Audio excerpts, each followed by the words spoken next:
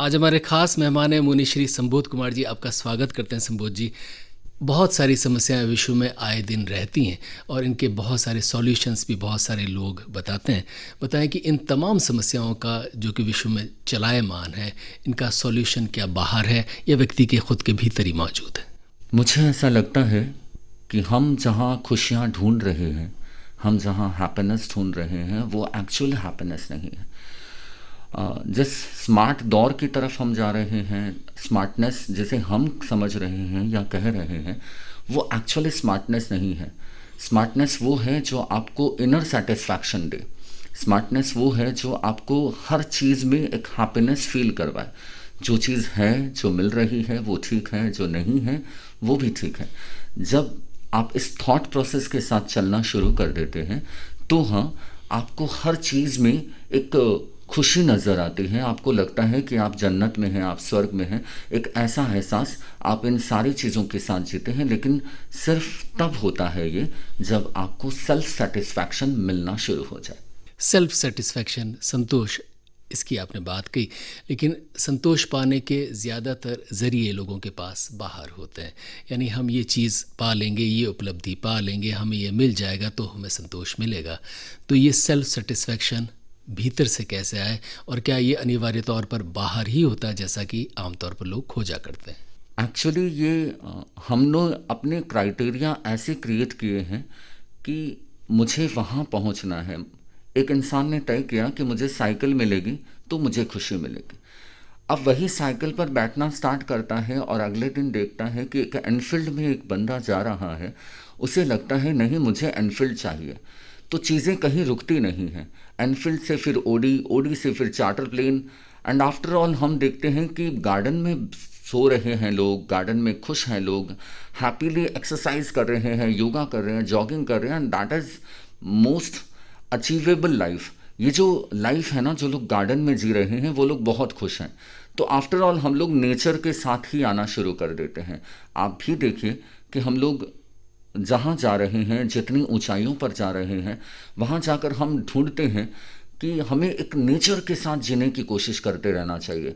होटलों में भी आप देखिए कि एक ज़माना था जब हम लोग हाइट अपनी बढ़ा रहे थे, लेकिन आज फिर से हम झोंपड़ियों की तरफ आ रहे हैं।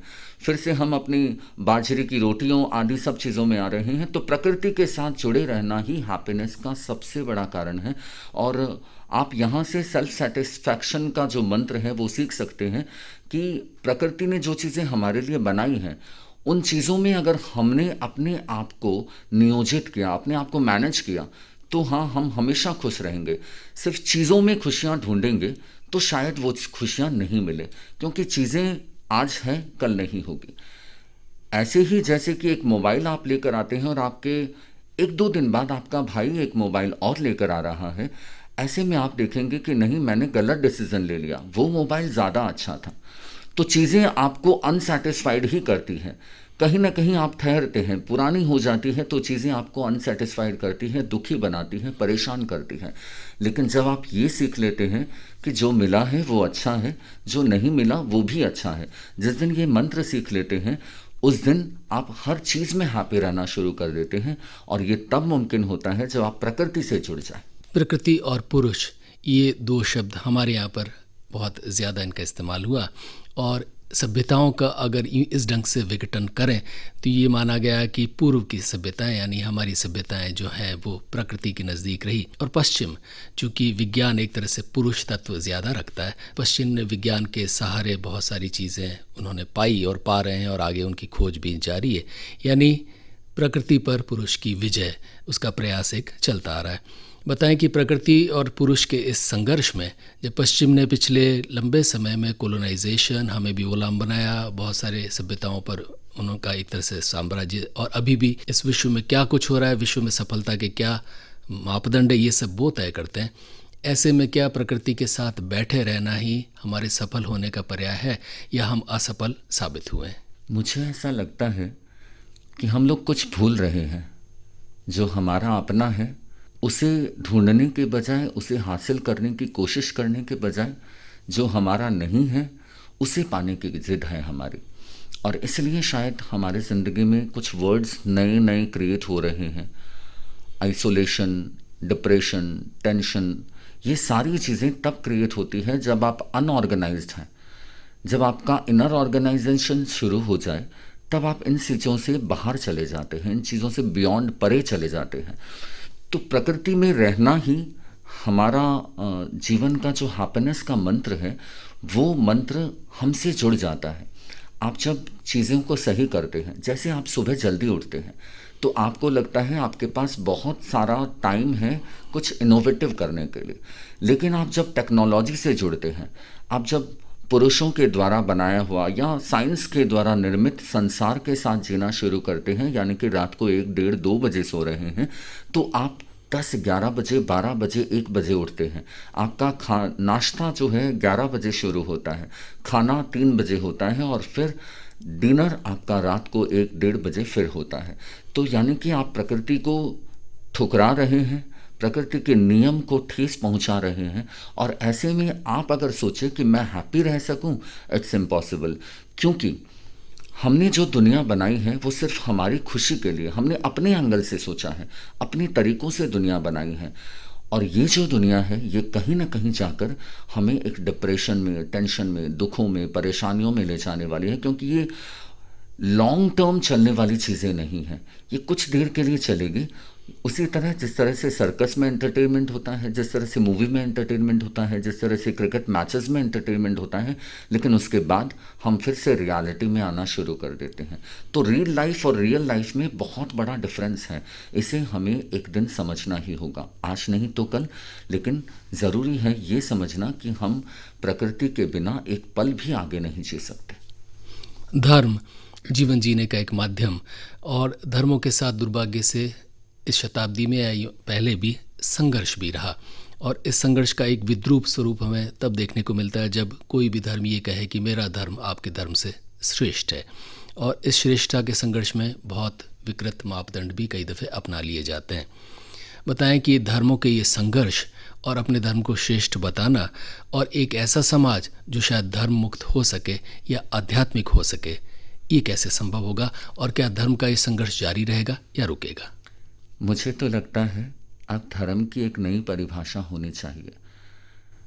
हम जो लोग धर्म के मंच पर हैं, जिन लोगों पर धर्म का नेतृत्व करने की जिम्मेदारी या जवाबदेही है, उन लोगों को अब सारी चीज़ें भुलाकर सिर्फ एक बात करनी चाहिए, डोंट हर्ट एनीबडी एवर। किसी को हर्ट मत करो, किसी को दुखी मत बनाओ, किसी को परेशान मत करो। आपकी वजह से किसी की आंखों में आंसू नहीं आने चाहिए। और अगर ये हम सभी की परिभाषा हो तो मुझे लगता है कि हमने पिछले दिनों जो भी देखा है, जो भी वातावरण बना है, उस नेगेटिविटी के दुनिया से बाहर आकर हम सभी एक दूसरे के साथ रह पाएंगे, एक दूसरे के साथ जी पाएंगे। किसी को नफ़रत भरी नज़रों से, किसी को वैर और घृणा भरी नज़रों से, ईर्ष्या भरी नज़रों से कभी नहीं देखेंगे। क्योंकि धर्म आपको कभी तोड़ता नहीं है, आपको कभी बिखेरता नहीं है, वो जोड़ने की कोशिश करता है। वो कहता है कि दिलों को मिलाओ, लेकिन यहाँ कुछ और हो रहा है। शायद ये गलत बयानी नहीं होगी कि हम मार्केटिंग शब्द का उपयोग कर रहे हैं। अध्यात्म में भी जब मार्केटिंग शब्द का प्रयोग शुरू हो जाता है तो फिर संघर्ष होना तय है। क्योंकि मैं अगर मार्केटिंग के क्षेत्र में उतरा हूँ तो मुझे ये लगेगा कि मुझे अपने आप को सर्वश्रेष्ठ साबित करना है और बाकी दूसरी कंपनियों को मुझे नीचा दिखाना है। तो इसलिए मैं किसी भी हद तक जाने की कोशिश करूँगा। धर्म ये नहीं है, धर्म आत्मा का न्यूट्रिशन है जो प्योरिटी सिखाता है आपको ये सिखाता है कि आपको पावन कैसे होना है। वही बात हैप्पीनेस की, यूनिवर्सल हैप्पीनेस कैसे लानी है आपकी ज़िंदगी में, सुकून कैसे पाना है। वो ये नहीं सिखाता कि एक दूसरे की बुराई करो, वो ये नहीं सिखाता कि एक दूसरे को गलत समझो, एक दूसरे को हिकारत भरी नज़रों से देखो, एक दूसरे को गिराने की कोशिश करो। वो हमेशा ये कहेगा कि आप एक दूसरे को सीने से लगाओ, एक दूसरे को अपनाओ, उसके एग्जिस्टेंस को स्वीकार करो। जैसे कि भगवान महावीर कहते हैं, आए तुले पयासु, सभी को अपने आत्मतुल्य समझो। कोई भी न नीचा है, न ऊंचा है, न हिंदू है, न मुस्लिम है, न सिख है, न ईसाई है। ये सिर्फ शब्द हैं। और मुझे बड़ा अफसोस है, मुझे इस बात का बहुत रिग्रेशन है कि हम लोग इन शब्दों को ही सब कुछ मान बैठे हैं, इन शब्दों के साथ खेल रहे हैं। और शायद यही है कि युद्ध, हमारा युद्ध जो है, जिससे बहुत उम्मीदें हैं देश को और पूरी दुनिया को, वो इस धर्म को स्वीकार करना पसंद बिल्कुल नहीं करता, क्योंकि उसे ये समझाया ही नहीं जा रहा है कि एक्चुअल धर्म है क्या। धर्म मुक्त समाज, क्या इसकी भी हम कल्पना कर सकते हैं? और क्या एक ऐसा समाज भी हो सकता है जहाँ धर्म जो रूढ़ी परंपराओं में है उससे विमुख होकर वो समाज आध्यात्मिक हो सके? मैं आपकी प्रश्न से एक क्रॉस क्वेश्चन और करना चाहूँगा कि हम उस समाज की कल्पना ही क्यों करें, क्योंकि हमारे सामने वो युद्ध है जो ऐसे समाज को जी रहा है, ऐसे समाज, ऐसे सोसाइटी में सांस ले रहा है। उसे कोई मतलब नहीं है कि कौन सा धर्म श्रेष्ठ है ये बताया जा रहा है, कौन टीवी पर आकर ये बता रहे हैं कि आपको कुरान पढ़ना चाहिए, आपको गीता पढ़नी चाहिए, आपको आगम पढ़ना चाहिए।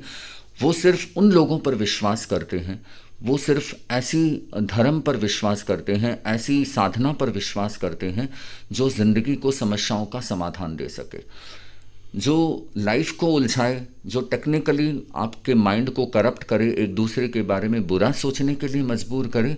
मुझे नहीं लगता कि वो धर्म हो सकता है। वो सिर्फ उलझा रहा है, वो सिर्फ आपको मैनिपुलेट कर रहा है, लेकिन वो धर्म नहीं हो सकता। अगर वो धर्म है तो आपकी प्योरिटी को और ज़्यादा ऊंचाइयों पर और बुलंदियों पर ले जाता है। लेकिन आज जो हो रहा है उसके लिए फिर से एक समीक्षा की ज़रूरत है।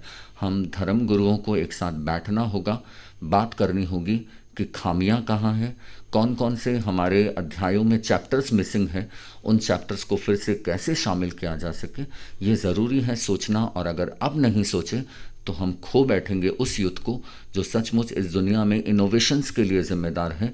और धर्म और विज्ञान क्योंकि साथ साथ है, धर्म भी सत्य की खोज कर रहा है और विज्ञान भी।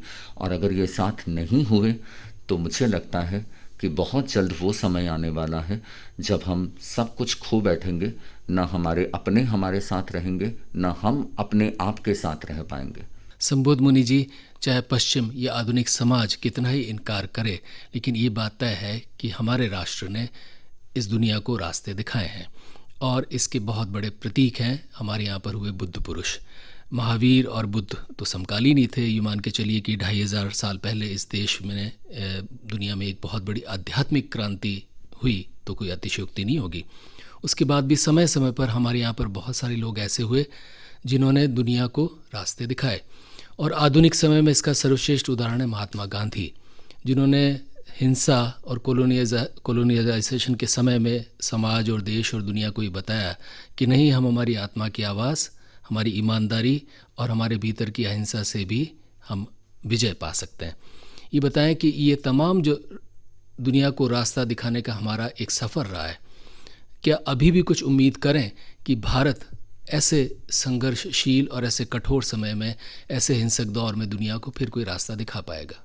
दुनिया उम्मीदों पर जिंदा है, संभावनाओं के दरवाजे हमेशा खुले हैं। हम तो चाहते हैं कि कोई ऐसा व्यक्ति आए जो सिर्फ ये समझाए कि हम प्यार करना सीखें एक दूसरे से, हम सिर्फ मोहब्बत करना सीखें, एक दूसरे से नफ़रत करना बंद करें। क्योंकि इंसान अगर इंसान के खून का प्यासा हुआ तो धरती पानी कम और खून ज़्यादा बहेगा।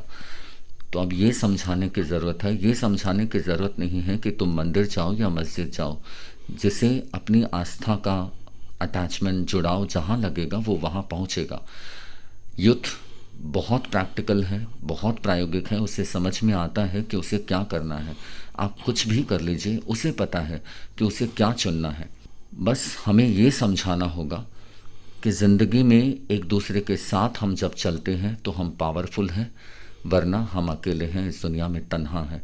ये सिर्फ हमारे अध्यात्म की दुनिया के लिए ज़रूरी है, धर्म समाज के लिए, हमारे धर्म गुरुओं के लिए ज़रूरी है कि वो अब समझना शुरू करें कि अगर हमने अब तक ये जंग जारी रखा कि मैं श्रेष्ठ हूँ और तुम सही नहीं हो, तो फिर हम कहीं ना कहीं फिर से उस जंग के मैदान में खड़े होंगे। भले ही हम आमने सामने नहीं हों, लेकिन एक ऐसा जंग छिड़ेगा जो दिलों के बीच में होगा और दिलों की दरारों को फिर कभी ख़त्म नहीं किया जा सकता।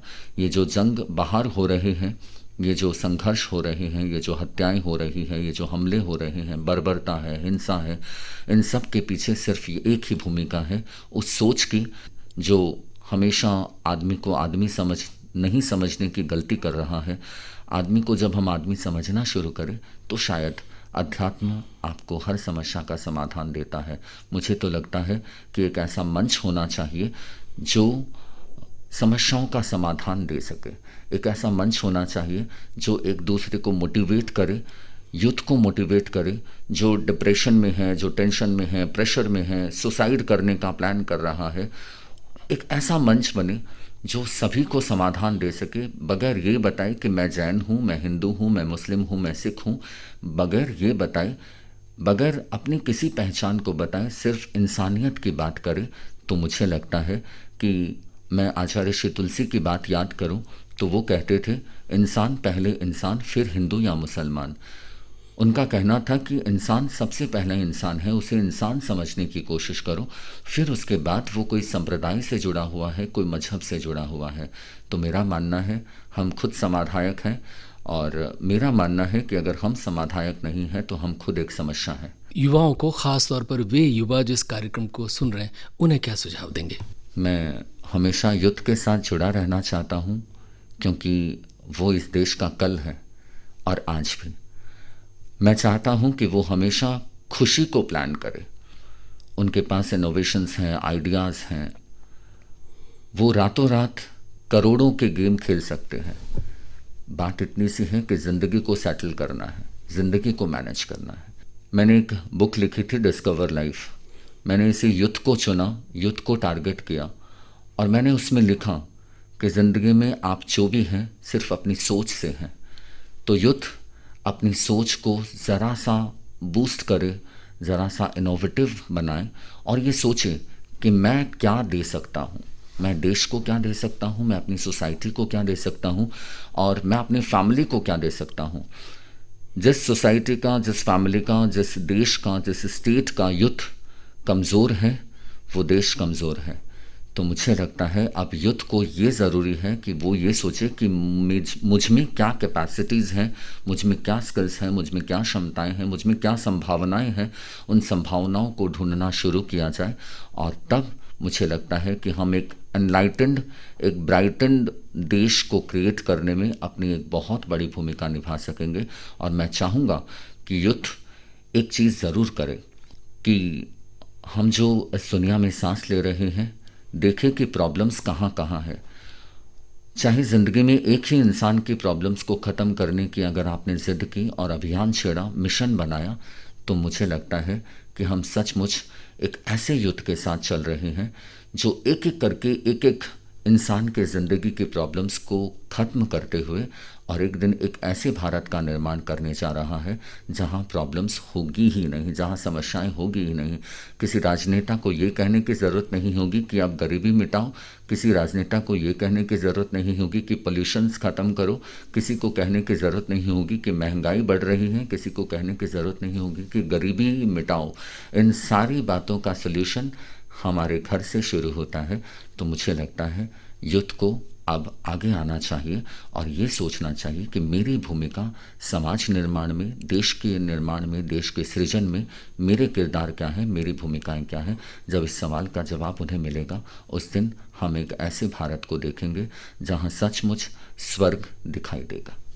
हमारी मूल प्रवृत्तियाँ, हमारा मूल सोच बहुत दफ़े मान के चलिए या ज़्यादातर मामलों में शायद सुंदर नहीं होता। हम बहुत बार नेगेटिव बातें सोचते हैं। यानी कोई बच्चा घर से बाहर जा रहा है तो माँ सबसे पहले ये सोचती है अरे इसके साथ कोई दुर्घटना ना हो जाए, यानी पहला सोच नेगेटिव होता है। बहुत बार हम नेगेटिव होते हैं, या हमारे मन में मूलभूत रूप से हो सकता है कहीं ना कहीं हमारी प्रवृत्तियों में हिंसा भी शामिल रही हो।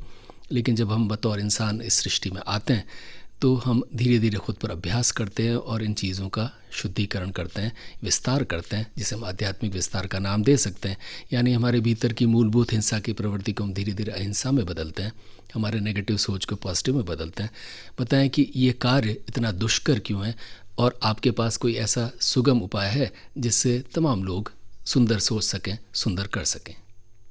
दुनिया का ये नियम है, एक्चुअली ह्यूमन टेंडेंसी है। अगर मैं साइकोलॉजी की भाषा में कहूँ तो हमारी दुनिया में जितने भी लोग हैं वो जितनी भी चीज़ें देखेंगे 24/7 में जो भी चीज़ें देखेंगे उन सभी में ज़्यादातर वो नेगेटिव चीज़ों को ही पकड़ेंगे। ऐसा जैसे कि आप समझ लीजिए कि हम कहीं खाने में जा रहे हैं, किसी फंक्शन में जा रहे हैं, तो हमने बहुत अच्छा खाना खाया, बहुत डिलीशियस, बहुत जायकेदार, और अब आप देख लीजिए जितना महंगा खाना है, एक प्लेट 5,000 रुपीज़, 7,000 रुपीज़, खाना बहुत अच्छा हुआ। चलते चलते हमें याद आया कि हमें कचौरी खानी थी, समोसा खाना था, उसके साथ हमने चटनी ली, और चटनी ने हमारा जायका बिगाड़ दिया क्योंकि उसमें नमक ज़्यादा था। तो अब तक जितनी भी चीज़ें हमने खाई हैं वो हम सारी चीज़ों को भूल जाते हैं, सिर्फ वो चटनी याद रहती है। हम जहाँ भी जाएंगे उस चटनी का जिक्र ज़रूर करेंगे कि उस चटनी में नमक ज़्यादा था। तो ये ह्यूमन टेंडेंसी है नेगेटिविटी को देखने की, लेकिन हम कर सकते हैं। इस दुनिया में ऐसी कोई प्रॉब्लम नहीं है जिसका सल्यूशन नहीं हो। हम खुद कर सकते हैं, हम ये सोच सकते हैं। मुझे लगता है कि जब हम ये कमिटमेंट करते हैं कि मैं किसी को हर्ट नहीं करूँगा, मैं मेरी वजह से किसी के आंखों में आंसू नहीं होंगे, तो हाँ, हम ये कर सकते हैं, हम नेगेटिविटी से बाहर आ सकते हैं। जब मुझे सेल्फ सेटिस्फैक्शन मिल रहा है, जो भी चीज़ें मुझे मिल रही हैं, जितनी भी चीज़ें मिल रही हैं, जहाँ से मिल रही है, जिस दिशा से मिल रही है, वो हर चीज़ें मुझे अगर सेटिस्फाइड करती हैं तो मुझे कोई कंप्लेन नहीं है और मुझे कोई नेगेटिविटी नहीं सता सकती। तो दो चीज़ें हमें ज़रूर करनी है। जो चीज़ें हमें मिल रही है उसमें सेल्फ सेटिस्फैक्शन रखना है, और दूसरा हमें ये सोचते रहना है कि कहीं मेरी वजह से किसी को चोट तो नहीं पहुंच रही है, कहीं मेरी वजह से किसी के दिल में ज़ख्म तो नहीं हो रहा है। अगर हमने ये कर लिया तो मुझे लगता है कि हम खुशियों का एक विराट संसार बना देते हैं। उस विराट संसार के आसपास कहीं भी नफ़रतें, ईर्ष्या, घृणा, नेगेटिविटी जैसे शब्दों का कोई अस्तित्व नहीं है, उनका कोई वजूद नहीं है। हिंसा के मूल में संभव है कहीं न कहीं भय रहा हो। यानी हमारे सामने किसी ज़माने में शेर आ जाता था तो वो हम पर हमला न कर दे, हमें घायल न कर दे, हमें मार न दे, इसलिए हमने उसको मारने के प्रबंध किए। पहले कोई हथियार, उसके बाद बंदूकें आई और सारे हमने आविष्कार किए। यानी बहुत बार हिंसा के पीछे ये तर्क दिया जाता है कि ये हमारी रक्षा के लिए था। तो बताएं कि क्या हिंसा के मूल में भय ही होता है अनिवार्य रूप से? मुझे नहीं लगता। मुझे लगता है कि हम अपने प्रेम का जितना विस्तार करेंगे उतना भय की मात्रा, उतनी भय का लेवल, उतना भय का ग्राफ कम होगा। अब देखिए ना, रास्ते में किसी डॉगी ने 5-6 बच्चों को जन्म दिया है, हम उसके पास जाने लगे तो वो डॉगी हमें काटने को आता है, अटैक करने को आता है। उसे लगता है, इनसिक्योरिटी कॉम्प्लेक्स है उसके मन में कि कहीं मेरे बच्चों को नुकसान नहीं पहुंचा दे। ये डर उसे सता रहा है, इसलिए वो हिंसा करने पर उतारू है, इसलिए वो अटैक करने की कोशिश कर रहा है। लेकिन आप अगर उसे हलवा खिलाते हैं, आप अगर उसे बिस्किट देते हैं, आप अगर उसे प्यार से बिहेवियर करते हैं, तो वो पूंछ हिलाते हुए आपके पास रोज़ आने की कोशिश करता है, आपसे फ्रेंडशिप हो जाती है। तो जानवर भी प्रेम की भाषा समझते हैं। कानून की भाषा से शायद हम कभी किसी को नहीं समझा पाए, लेकिन हम प्रेम की भाषा से पूरी दुनिया को बदल सकते हैं। मैं तो कहता हूँ कि जिस काम में आपका काम रुमाल से हो सके, उसके लिए हथियारों का उपयोग नहीं करना चाहिए। ज़रूरी है तो हथियार भी काम आएंगे, लेकिन सबसे पहला हमारा हथियार प्रेम होना चाहिए। प्यार ही सारे हथियारों से बेस्ट हथियार है और सबसे तेज धारदार हथियार है, जो किसी के भी दिल को बदल सकता है, जो कहीं भी किसी के अंदर बैठे हुए दुश्मन को फ़ौरन 1 सेकंड में ख़त्म कर सकता है। बस। संबोध मुनि जी, आप आए और इतने महत्वपूर्ण विचार हमसे बांटे, आपका हृदय से आभार।